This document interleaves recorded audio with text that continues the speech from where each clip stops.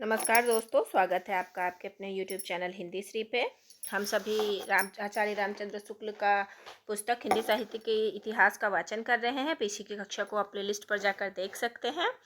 और दोस्तों, आप इस वीडियो को अवश्य देखें या शुक्ल की पुस्तक को अवश्य ही पढ़ें। अगर आपको बोर लगता है पढ़ने में तो सुन लें, सुनने में बोर लगता है तो पढ़ लें, लेकिन करके तो इस पुस्तक को आपको जहन में रखना ही होगा अगर आप हिंदी साहित्य के विद्यार्थी हैं तो यहाँ तक हम लोग पढ़ चुके थे। महाराष्ट्र के संत ज्ञानदेव ने जो अलाउद्दीन के समय संवत 1358, ये भी महत्वपूर्ण है कि ज्ञानदेव किसके समय के थे। ज्ञानदेव किसके समय के थे? तो अलाउद्दीन के समय के में थे। अपने को गोरखनाथ का शिष्य परंपरा में कहा है। उन्होंने यह परंपरा इस क्रम में बताई है: आदिनाथ, मत्स्येंद्रनाथ, गोरखनाथ, गैनीनाथ, निर्वितीनाथ और ज्ञानेश्वर। यानी ज्ञानेश्वर के गुरु निर्वितीनाथ, निर्वितीनाथ के गुरु गैनीनाथ, गैनीनाथ के गुरु गोरखनाथ, गोरखनाथ के गुरु मत्स्येंद्रनाथ, मत्स्येंद्रनाथ के गुरु आदिनाथ। इस महाराष्ट्र परंपरा के अनुसार गोरखनाथ का समय महाराज पृथ्वीराज के पीछे आता है। नाथ परंपरा में मत्स्येंद्रनाथ के गुरु जलंधर नाथ माने जाते हैं। किसमें?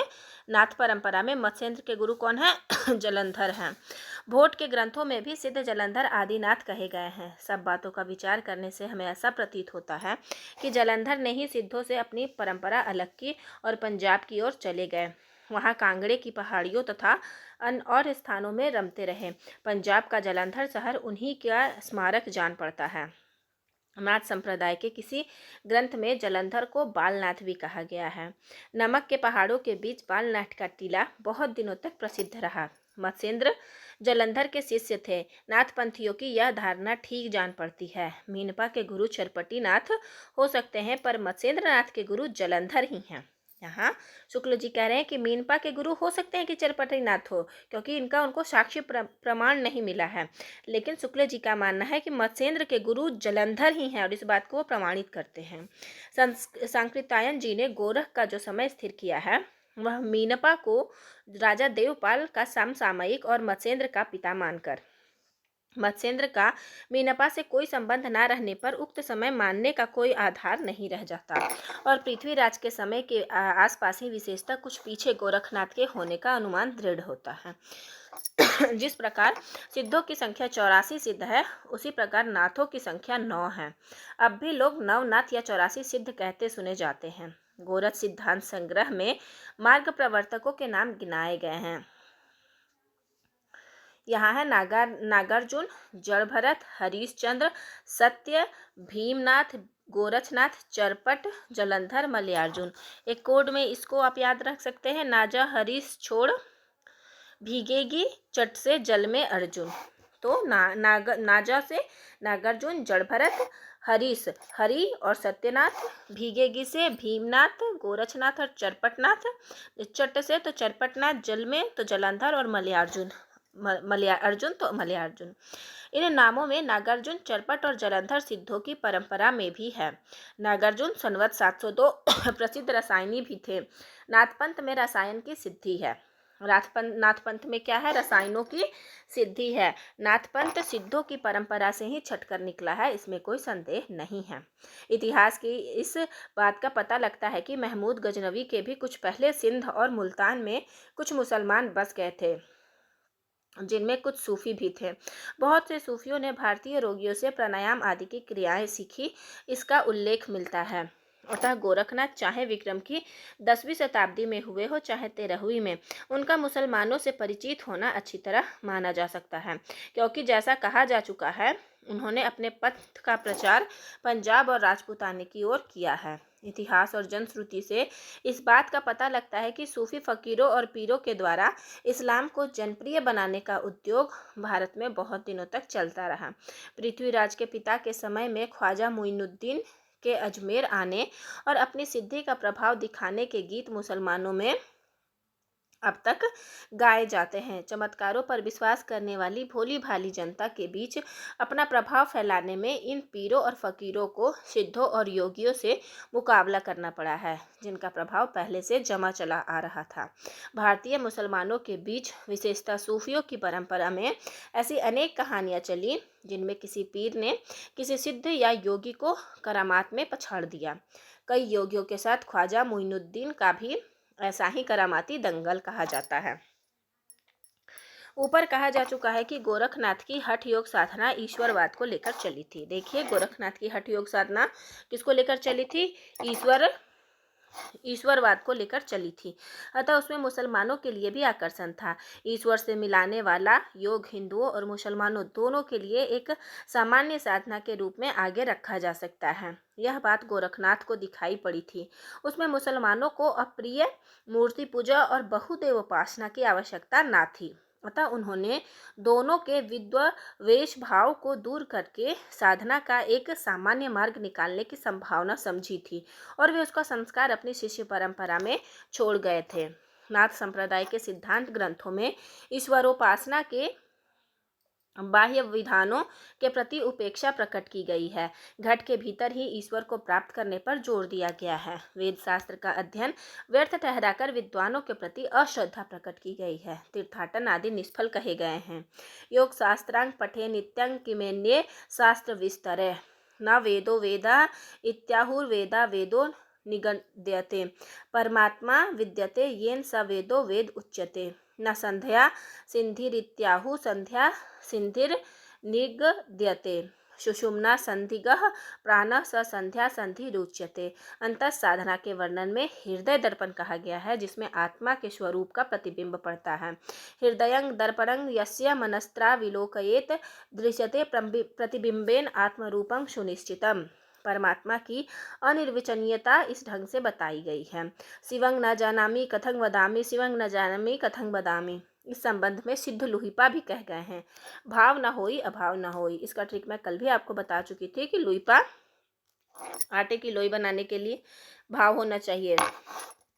ऐस संबोहे की पतियाए नाद और बिंदु संज्ञाएं वज्रयान सिद्धों में बराबर चली रही।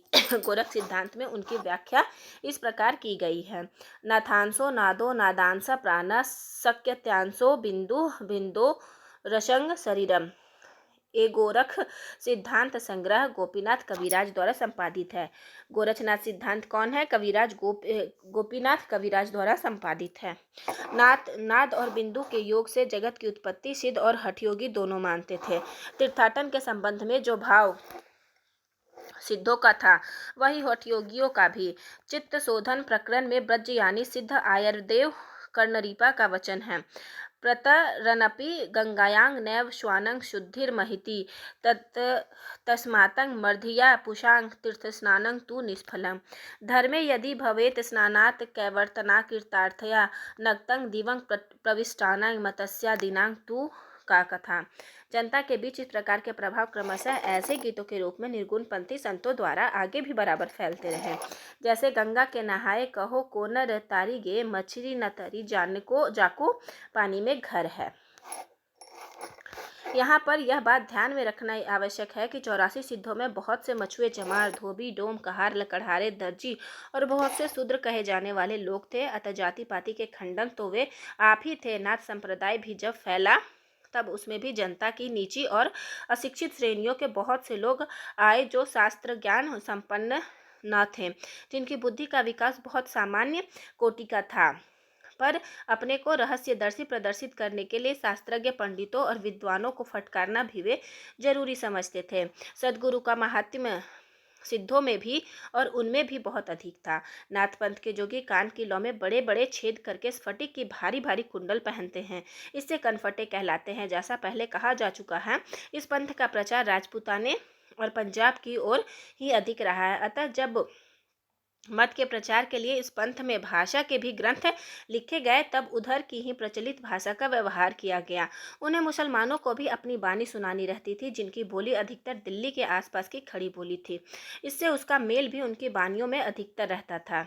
इस प्रकार नाथपंथ के इन जोगियों ने परंपरागत साहित्य की भाषा या काव्य भाषा से, जिसका ढांचा नागर अपभ्रंश या ब्रज का था, अलग एक साधुक्कड़ी भाषा का सहारा लिया, जिसका ढांचा कुछ खड़ी बोली लिए राजस्थानी था। देश भाषा की इन पुस्तकों में पूजा, तीर्थाटन आदि के साथ हज, नमाज आदि का भी उल्लेख पाया जाता है। इस प्रकार की एक पुस्तक का नाम है काफिर बोध, यानी कि धर्म और तीर्थाटन पूजा के साथ साथ नमाज और हज का भी उल्लेख है, वो है काफिर बोध। नाथ पंथ के उपदेशों का प्रभाव हिंदुओं के अतिरिक्त मुसलमानों पर भी प्रारंभ काल में ही पड़ा। बहुत से मुसलमान निम्न श्रेणी के ही सही नाथ पंथ में आए। अब भी इस प्रदेश में बहुत से मुसलमान जोगी गेरुआ वस्त्र पहने, गुदड़ी की लंबी झोली लटकाए, सारंगी बजा बजाकर कली में अमर राजा भरथरी के गीत गाते फिरते हैं। किसके? अमर राजा भरथरी के गीत गाते फिरते हैं और पूछने पर गोरखनाथ को अपना आदि गुरु बताते हैं। ये राजा गोपीचंद के भी गीत गाते हैं, जो बंगाल में चटगांव के राजा थे और जिनकी माता मैनावती कहीं गोरख की शिष्या और कहीं जलंधर की शिष्या कही गई है। देश भाषा में लिखी गोरखनाथ की पुस्तकें गद्य और पद्य दोनों में हैं और विक्रम संवत 14 के आसपास की रचना है। इनमें सांप्रदायिक शिक्षा है। जो पुस्तकें पाई गई हैं उनके नाम ये हैं: गोरच गणेश गोष्ठी, महादेव गोरख संवाद, गोरख जी की 17 कला, गोरख बोध, दत्ता गोरख संवाद, योगेश्वरी साखी, नरवई बोध, विराट पुराण, गोरखसार, गोरखनाथ की बानी। ये सब ग्रंथ गोरख के नहीं, उनके अनुयायियों शिष्यों के रचे हैं। गोरखनाथ के समय जो भाषा लिखने पढ़ने में व्यवहृत होती थी उसमें प्राकृत या अपभ्रंश शब्दों का थोड़ा या बहुत मेल अवश्य रहता था। उपयुक्त पुस्तकों में नरवई बोध के नाम नरवई या नरपति में ही अपभ्रंश का आभास है।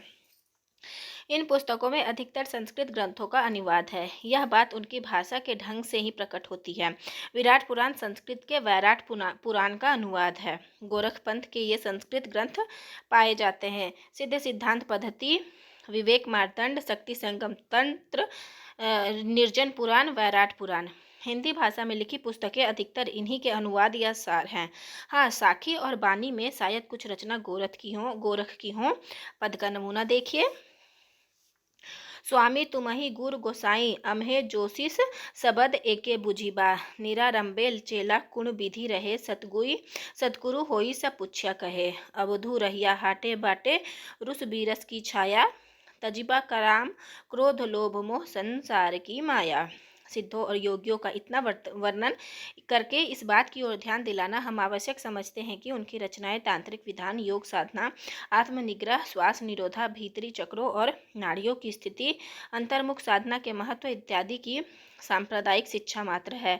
जीवन की स्वाभाविक अनुभूतियों और दशाओं से उनका कोई संबंध नहीं, अतः वे शुद्ध साहित्य के अंतर्गत नहीं आती। उनको उसी रूप में ग्रहण करना चाहिए जिस रूप में ज्योतिष और आयुर्वेद आदि के ग्रंथ। उनका वर्णन यहाँ केवल दो बातों के विचार से किया गया है। पहली बात है भाषा।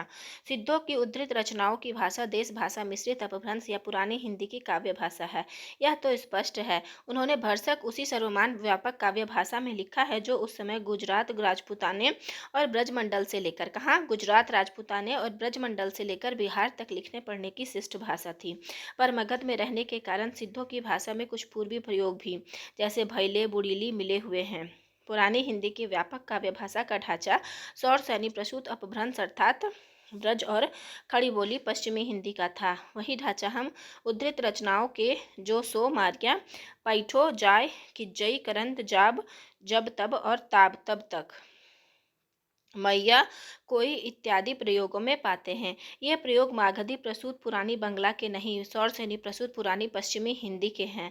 सिद्ध कण्हपा की रचनाओं को यदि हम ध्यानपूर्वक देखें तो एक बात साफ झलकती है, वह यह कि उनके उपदेश की भाषा तो पुरानी टकसाली हिंदी काव्य भाषा है, पर गीत की भाषा पुरानी बिहारी या पूर्वी बोली मिली है। यही भेद हम आगे चलकर कबीर की साखी रामायणी गीत की भाषा में पाते हैं, यानी कि जो गोरखनाथ की पुरानी टकसाली है उसी को हम कबीर की भाषा में पाते हैं। साखी की भाषा तो खड़ी बोली राजस्थानी मिश्रित सामान्य सधुक्कड़ी भाषा है, पर रामायणी के पदों की भाषा में काव्य की ब्रज भाषा और कहीं कहीं पूर्वी बोली भी है। यहाँ देखिए शुक्ल जी का मत क्या है कि जो सधुक्कड़ी भाषा है, साखी की तो सधुक्कड़ी भाषा है, तो आप कनेक्ट कर लेंगे सौ से साखी, सौ से सधुक्कड़ी, और रामायणी में क्या है, ब्रज भाषा और पूर्वी बोली है। सिद्धों में सरह सबसे पुराने अर्थात विक्रम संवत 690, तो सरह का कितना है 690, सरह का कितना है 690 है। अतः हिंदी काव्य भाषा के पुराने रूप का पता हमें विक्रम की 7वीं शताब्दी के अंतिम चरण में लगता है। यहाँ आप देखिएगा कि आपने कई बार पढ़ा होगा कि सरह का समय 690 है, माफ़ी चाहती हूँ, लेकिन आप जब इसे 2 बार 3 बार 4 बार लगातार बोलेंगे ना, तो वो आपकी ज़बान पे अचानक बैठ जाएगा। और जब आपके सामने प्रश्न आएंगे कहीं भी, या कोई आपसे अगर पूछ देता है, तो आपकी वो ज़बान पे जो बैठ जाता है ना, वो आपको अचानक ही स्वतः ही आपको याद आ जाएगा कि 690 है।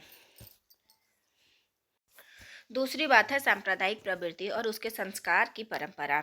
वज्र यानी सिद्धों ने निम्न श्रेणी की प्रायः अशिक्षित जनता के बीच किस प्रकार के भावों के लिए जगह निकाली या दिखाया जा चुका है। उन्हें बाह्य पूजा, जाति पाति, तीर्थाटन इत्यादि के प्रति उपेक्षा बुद्धि का प्रचार किया। रहस्यदर्शी बनकर शास्त्रज्ञ विद्वानों का तिरस्कार करने और मनमाने रूपकों के द्वारा अटपटी बानी में पहेलियां बुझाने का रास्ता दिखाया। घट के भीतर चक्र, नाड़ियां, शून्य देश आदि मानकर साधना करने की बात फैलाई और नाद बिंदु, सूरति, नीरति ऐसे शब्दों की उद्धरणी करना सिखाया। यही परंपरा अपने ढंग पर नाथपंथियों ने भी जारी रखी। आगे चलकर भक्ति काल में निर्गुण संत संप्रदाय किस प्रकार वेदांत के ज्ञानवाद, सूफियों के प्रेमवाद और वैष्णवों के अहिंसावाद और प्रपत्तिवाद को मिलाकर सिद्धों और योगियों द्वारा बनाए हुए इस रास्ते पर चल पड़ा, यह आगे दिखाया जाएगा। कबीर आदि संतों को नाथपंथियों से जिस प्रकार साखी और बानी शब्द मिले, उसी प्रकार साखी और बानी के लिए बहुत कुछ सामग्री और सधुक्कड़ी भाषा भी। ये ही दो बातें दिखाने के लिए इस इतिहास में सिद्धों और योगियों का विवरण दिया गया है। यानी कि सिद्धों और योगी का विवरण क्यों दिया गया है? क्योंकि उनकी भाषा को कैसे आगे के साहित्य ने अपनाया है, उसको दिखाने के लिए। उनकी रचनाओं का जीवन की स्वाभाविक सरणियों, अनुभूतियों और दशाओं से कोई संबंध नहीं है। वे सांप्रदायिक शिक्षा मात्र हैं, अतः शुद्ध साहित्य की कोटि में नहीं आ सकती। उन रचनाओं की परंपरा को हम काव्य या साहित्य की कोई धारा नहीं कह सकते। अतः धर्म संबंधी रचनाओं की चर्चा छोड़ अब हम सामान्य साहित्य की जो कुछ सामग्री मिलती है उसका उल्लेख करके संग्रहकर्ताओं और रचयिताओं के क्रम से करते हैं। हेमचंद्र गुजरात के सोलंकी राजा सिद्धराज जय सिंह संवत 1150 से 1199 और उनके भतीजे कुमारपाल संवत 1199 से 1230 के यहाँ इनका बड़ा मान था। किनका? हेमचंद जी का। ये अपने समय के सबसे प्रसिद्ध जैन आचार्य थे। इन्होंने एक बड़ा भारी व्याकरण ग्रंथ सिद्ध हेमचंद्र शब्दानुशासन सिद्धराज के समय में बनाया, जिसमें संस्कृत, प्राकृत और अपभ्रंश तीनों का समावेश किया है। अपभ्रंश के उदाहरणों में उन्होंने पूरे दोहे या पद्य उद्धृत किए हैं, जिनमें से अधिकांश इनके समय से पहले के हैं। कुछ दोहे देखिए। भला हुआ जो मारिया, बहनी मारा कंतु, लज्जेज तू वयसिंग अहू जई भग्गा घरु एंतु। भला हुआ जो मारा गया है बहन, मारा कंत, कंत मतलब पति, यदि वह भागा हुआ घर आता तो मैं अपनी समवयस्काओं से लज्जित होती। जय सोना आवई दुई घर काई अहो मुहु तुज्जु, बयनु ज खंडई तऊ सहिए सो पियु होई न मुज्जु। हे दूती, यदि वह घर नहीं आता तो तेरा क्या अधोमुख है हे सखी, जो तेरा वचन खंडित करता है। श्लेष से दूसरा अर्थ है जो तेरे मुख पर चुंबन द्वारा छत करता है, वह मेरा प्रिय नहीं। जे महुदिन्ना दियड़ा दई पवसंतेन ताण गंतिये अंगुलिया जज्जरिया नहेन। जो दिन या अवधि दैत अर्थात प्रिय ने प्रवास जाते हुए मुझे दिए थे, उन्हें नख से गिनते गिनते मेरी उंगलियां जर्जरित हो गई हैं। पिया संगमी कऊ निदड़ी पयहू परखों के, मई बिन्नवी बिन्नसिया निदंग न एव न थे। प्रिय के संगम में नींद कहाँ और प्रिय के परोक्ष में भी क्यों कर आवे। मैं दोनों प्रकार से विनाशिता हुई, न यो नींद न त्यों। अब नहीं, माफ़ी चाहती हूँ। अपने व्याकरण के उदाहरणों के लिए हेमचंद्र ने भट्टी के समान एक द्वयाश्रव्य काव्य की भी रचना की है। महत्वपूर्ण है, हेमचंद्र जी ने किसके समान? भट्टी के समान द्वयाश्रव्य काव्य की भी रचना की है। इसके अंतर्गत कुमारपाल चरित्र नामक एक प्राकृत काव्य भी है। इस काव्य में भी अपभ्रंश के पद्य रखे गए हैं। सोमप्रभ शूरी ये भी एक जैन पंडित थे। इन्होंने संवत 1241 में कुमारपाल प्रतिबोध, तो सोम और प्रतिबोध याद रखिएगा कि सोमवार को प्रतिबंध लगा हुआ था, प्रतिबोध होता है, नामक एक गद्य पद्यमय संस्कृत प्राकृत काव्य लिखा है, जिसमें समय समय पर हेमचंद द्वारा कुमारपाल को अनेक प्रकार के उपदेश के लिए दिए जाने की कथाएं लिखी है। यह ग्रंथ अधिकांश प्राकृत में ही है। बीच बीच में संस्कृत श्लोक और अपभ्रंश के दोहे आए हैं। अपभ्रंश के पद्यों में कुछ तो प्राचीन है और कुछ सोमप्रभ और सिद्धिपाल कवि के बनाए हैं। प्राचीन में से कुछ दोहे दिए जाते हैं। रावण जायऊ जिहि दियई दह मुँह एक शरीरु, चिंता विय तई यही जड़नी कवनु पियावो खीरू। जिस दिन 10 मुंह एक शरीर वाला रावण उत्पन्न हुआ, तभी माता चिंतित हुई कि उसमें किसमें दूध पिलाऊं, यानी कि उसे पता ही नहीं चला। उसके तो 10 मुख थे, तो माता समझ ही नहीं पा रही थी कि मैं दूध किसमें पिलाऊं। बेस बिसठरई बरई जवई मनोहर गत्ता, गंगा जल पखाल यवई सुनहि ही होई पवित्ता। वेश विशिष्टों को वारिये अर्थात बचाइए। यदि मनोहर गात्र हो तो भी गंगा जल से धोई कुतिया क्या पवित्र हो सकती है। पिया हऊ थके सलू दिनु तुह विरहग्गी किलंत, थोड़ई जल जिमी मछलिया तल्लो विल्ल करंत। हे प्रिया, मैं सारे दिन तेरी विरहाग्नि में वैसी ही कड़कड़ाती रही जैसे थोड़े जल में मछली तलवेली करती है। जैनाचार्य मेरी तुम, इन्होंने संवत 1361 में प्रबंध चिंतामणि। मर मर के चिंता नहीं करना चाहिए, आप ऐसे ट्रिक लगा के याद रख सकते हैं। एक संस्कृत ग्रंथ भोज प्रबंध के ढंग का बनाया, जिसमें बहुत से पुराने राजाओं के आख्यान संग्रहित किए। इन्हीं आख्यानों के अंतर्गत बीच बीच में अपभ्रंश के पद्य भी उद्धृत हैं, जो बहुत पहले से चले आते हैं। कुछ दोहे तो राजा भोज के चाचा मुंज के कहे हुए हैं। मुंज के दोहे अपभ्रंश या पुरानी हिंदी के बहुत ही पुराने नमूने कहे जा सकते हैं। मुंज ने जब तेलंग देश पर चढ़ाई की थी, तब वहाँ के राजा तैलप ने उसे बंदी कर लिया था। किसको? मुंज को तैलप ने, और रस्सियों से बांधकर अपने यहाँ ले गया था। वहाँ उसके साथ तैलप के बहन मृणालवती से प्रेम हो गया। इस प्रसंग के दोहे देखिए। झाली तुट्टी किंग न हुए छरपुंज, दिलरई दोरी बंधियऊ जिमी मकड़ तिमी मुंज। टूट पड़ी हुई आग से क्यों न मरा, छारपुंज क्यों ना हो गया। जैसे डोरी में बंधा बंदर वैसे घूमता है मुंज। मुंज भणई मृणालवई जुम्बन गयू न झूरी, जय सकई सैखंड थिया तो इस मीठी चूरी। मुंज कहता है, मृणालवती, गए हुए यौवन को ना पछता। यदि सकरा 100 खंड हो जाए तो भी यह चूरी हुई ऐसी ही मीठी रहेगी। जामति पच्छई संपजई सामति पहली होई, मुंज भणई मुना लवई बिघन ना बेढ़ई कोई। जो मति या बुद्धि पीछे प्राप्त होती है, यदि पहले हो तो मुंज कहता है, हे मृणालवती, विघ्न किसी को न घेरे। बाह बिछोड़वी जाही तुह हह तेवई का दोषु, यह जई निस रही जानऊ मुंज सुरेसु। बाह छोड़ाकर तू आजा है, तू जाता है, मैं भी वैसे ही जाती हूँ, क्या हर्ज है। हृदय स्थित अर्थात हृदय से यदि निकले तो मैं जानूँ कि मुंज रूठा है। एऊ जमू नगहू गिह भड़सिरी खग्गू न भग्गू, तिखा तुरियंग ना माणिया गोरी गली न लग्गू। यह जन्म व्यर्थ गया। तू सुभटों के सिर पर खड़ग टूटा, न तेज घोड़े सजाए, न गोरी या सुंदरी के गले लगा। फुटकल रचनाओं के अतिरिक्त वीर गाथाओं की परंपरा के प्रमाण भी अपभ्रंश मिली भाषा में मिलते हैं।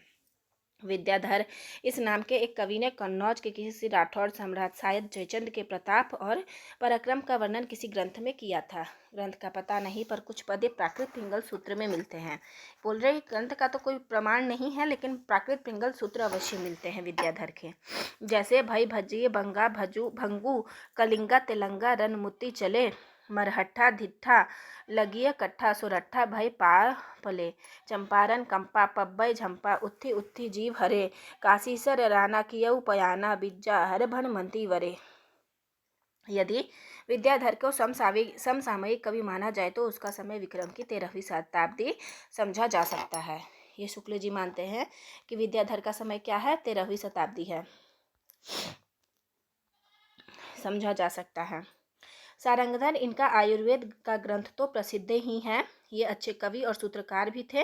उन्होंने सारंगधर पद्धति के नाम से एक सुभाषित संग्रह भी बनाया है और अपना परिचय भी दिया है। रणथंभौर के सुप्रसिद्ध वीर महाराज हम्मीर देव के प्रधान सभासदों में राघव देव थे।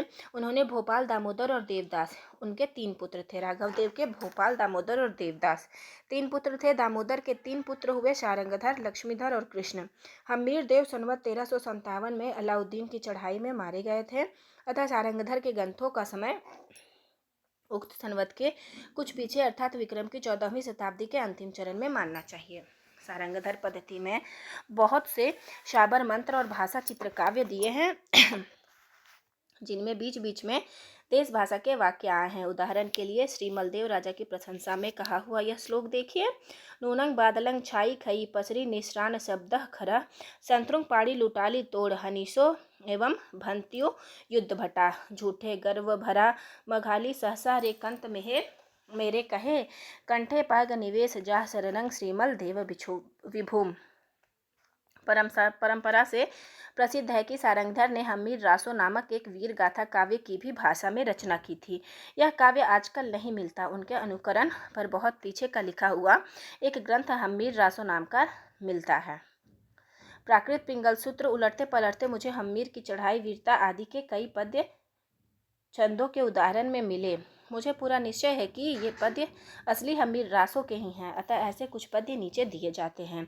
ढोला मारिया ढिल्ली मुँह मुच्छियु मेछ शरीर पुर जलजलता मंती वर चलिया वीर हम्मीर पाय भर मैनी कंपई दिगमग नंग अंधार धुली सुररह अच्छाई दिगमग न अंधार आन खुरसानु उल्ला दरमरी दमसी विपक्ष मारू ढिल्ली मह ढोला। दिल्ली में ढोल बजाया गया। मलेच्छों के शरीर मूर्छित हुए। अंग मंत्रीवर उज्जल को करके वीर हम्मीर चले। चरणों के भार से पृथ्वी कांपती है। दिशाओं के मार्गों और आकाश में अंधेरा हो गया। धूल सूर्य के रथ को आच्छादित करती है। ओल में खुरासनी ले आए विपक्षियों को दलमल कर दबाया। दिल्ली में ढोल बजाया। पिंघऊ दृढ़ सन्नाह बाह उपरी पक्खड़ दई बंधु समदी रन धासेऊ सही हम्मीर बन लई अडऊ नहपा भमऊ खग रिपुसी सही झल्लऊ पक्खर पक्खर ठेली पेली पब्बस अफालऊ हम्मीर कज जज्जल भनई कोहा नल मह मई जलऊ सुलितान शीस करवाल दई दज्जी कलेवर दीव चलऊ।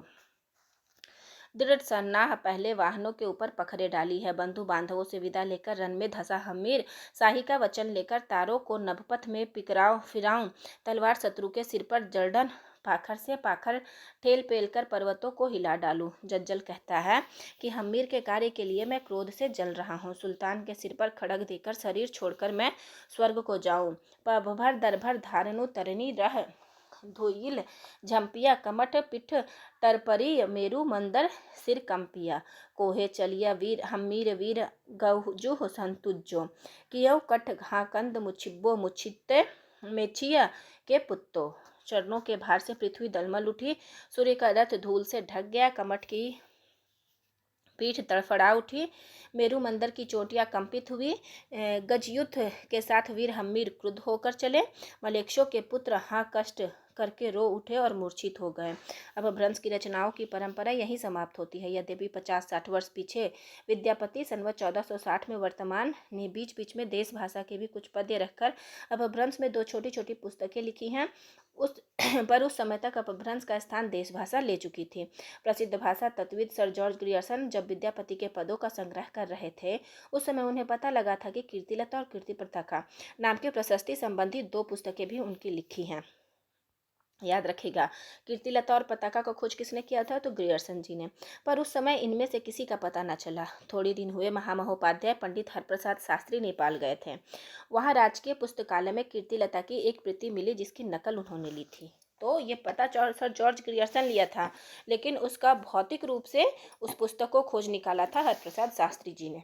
इस पुस्तक में तिरहुत के राजा कीर्ति सिंह की वीरता, उदारता, गुण, ग्राहकता आदि का वर्णन, बीच में कुछ देश भाषा के पद्य रखते हुए अपभ्रंश भाषा के दोहा, चौपाई, छप्पई, छंद, गाथा आदि छंदों में किया गया है।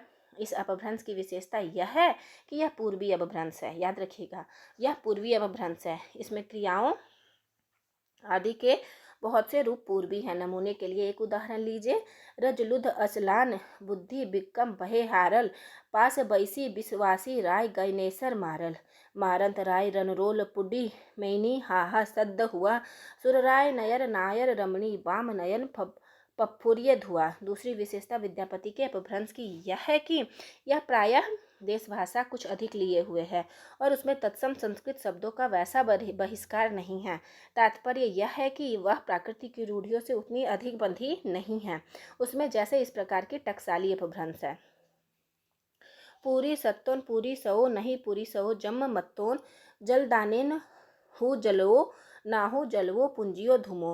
वैसे ही इस प्रकार की देश भाषा या बोली भी है। कतहु तुरुक बरकर बाट जाए ते बेगार धारी आनय बाभन बरुआ मत्था चढ़वाई गायक चुरुआ। हिंदू बोले दुहरी निकार छोटऊ तुर्का भभकी मार। अपभ्रंश की कविताओं के जो नए पुराने नमूने अब तक दिए जा चुके हैं, उनसे इस बात का ठीक अनुमान हो सकता है कि काव्य भाषा प्रकृति की रूढ़ियों से कितनी बंधी हुई चलती रही।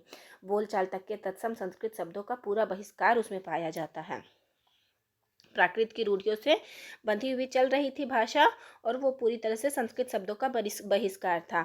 उपकार, नागर, विद्या, वचन ऐसे प्रचलित शब्द भी औवर, नवर, बिज्जा बनाकर ही रखे जाते थे। जासु तासु ऐसे रूप बोलचाल से उठ जाने पर भी पोथियों में बराबर चलते रहे। विशेषण विशेषी के बीच विभक्तियों का समानाधिकरण अपभ्रंश काल में कृदंत विशेषणों के से बहुत कुछ उठ चुका था, पर प्राकृत की परंपरा के अनुसार अपभ्रंश की कविताओं में कृदंत विशेषणों में मिलता है।